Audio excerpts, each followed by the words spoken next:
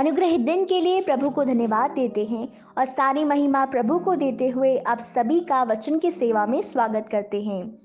आज हम वचन के जिस भाग से मनन करने जा रहे हैं वो है रोमियो 16वें अध्याय के 1 और 2 वाक्यों से, जो इस प्रकार है।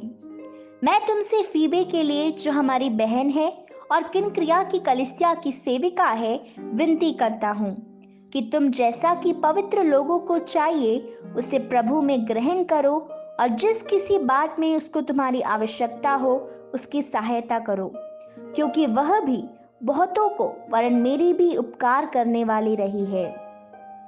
इस अनुग्रहित वचन से आज हम सहायता करने के लिए आदेश दिए गए लोगों के विषय में मनन करेंगे। आदेश को इंग्लिश में आई कमांड यू करके लिखा गया है। इसका अर्थ ये है कि ये एक कमांडमेंट है, आज्ञा है। फीबे बहुत से लोगों को और प्रेरित पौलुस को भी सहायता करने वाली स्त्री थी। यहाँ लिखा गया है कि किंक्रिया की कलीसिया की सेवकाई करने वाले और हर एक परमेश्वर के दास को परमेश्वर के नाम में स्वीकारना है, और फिर उनको जो चाहिए उन सब बातों में उनकी सहायता करनी है।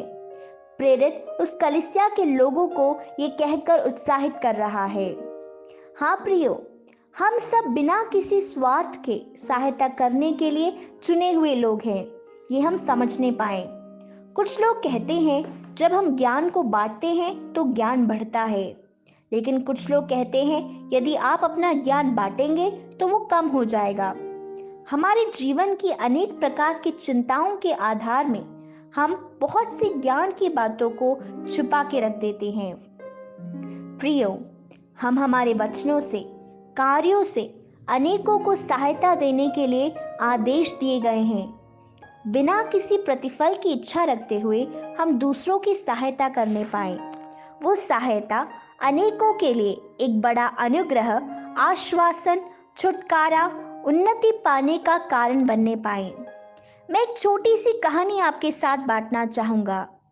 इंग्लैंड में रहने वाले एक परिवार ने एक यात्रा करने का निर्णय लिया और यात्रा करते हुए वो गांव में पहुंच गए और गांव की नदी में नहाने के लिए उतरे। जब सब लोग नदी में नहा रहे थे, उनके परिवार का एक छोटा बच्चा नदी में डूबने लगा। वो तैरना नहीं जानता था। उसी समय उस गांव का एक गरीब बच्चा नदी से मछली पकड़ रहा था। जब उसने देखा कि बच्चा डूब रहा है तो वो पानी में कूद गया और उस डूबते हुए बच्चे को बालों से पकड़कर पानी से बाहर लेकर आया। वो बच्चा अपने जीवन के लिए लड़ता हुआ जमीन पर लेटा हुआ था। सारे घर वाले इकट्ठा हो गए और उसको आवश्यक इलाज दिया। उस छोटे बच्चे को बचाने वाले उस गांव के लड़के को धन्यवाद देने के लिए वो परिवार उस छोटे लड़के के घर पहुंचे, जहां उसके माता और पिता रहते थे। और वहां जाकर इन लोगों ने उस लड़के के माता पिता को सारी घटना बताई और धन्यवाद के रूप में कुछ सहायता करने के लिए उन्होंने अपनी इच्छा को प्रकट करी।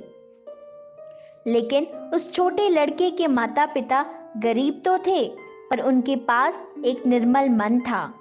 बिना किसी प्रतिफल की इच्छा रखते हुए सहायता करने वाले उन लोगों ने मना कर दिया।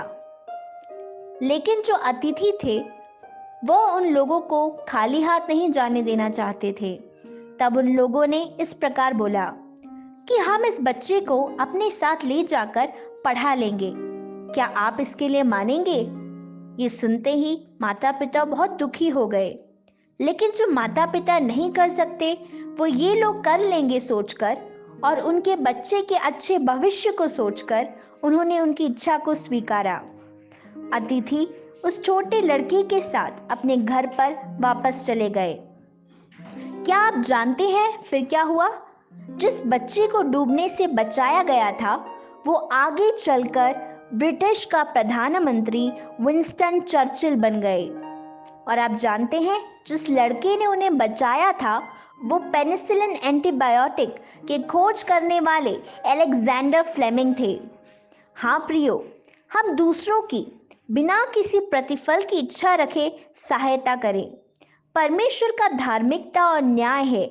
जिस प्रकार वचन में लिखा है, तू अपनी रोटी पानी के ऊपर डाल, कुछ समय बाद परमेश्वर तुझे वो वापस देगा। हाँ प्रियो, कुछ समय के बाद जो भी सहायता आपने करी है, परमेश्वर आपको लौटा कर देगा। परमेश्वर किसी का कर्जदार नहीं है, इसलिए जो सहायता हम कर सकते हैं उसे करने के लिए हमें आदेश दिया गया है। इस सच्चाई को पहचानते हुए हम जीने पाए। इन वचनों के द्वारा परमेश्वर आपको बहुतायत से आशीष दे। प्रभु की स्तुति हो। जय मसीह की।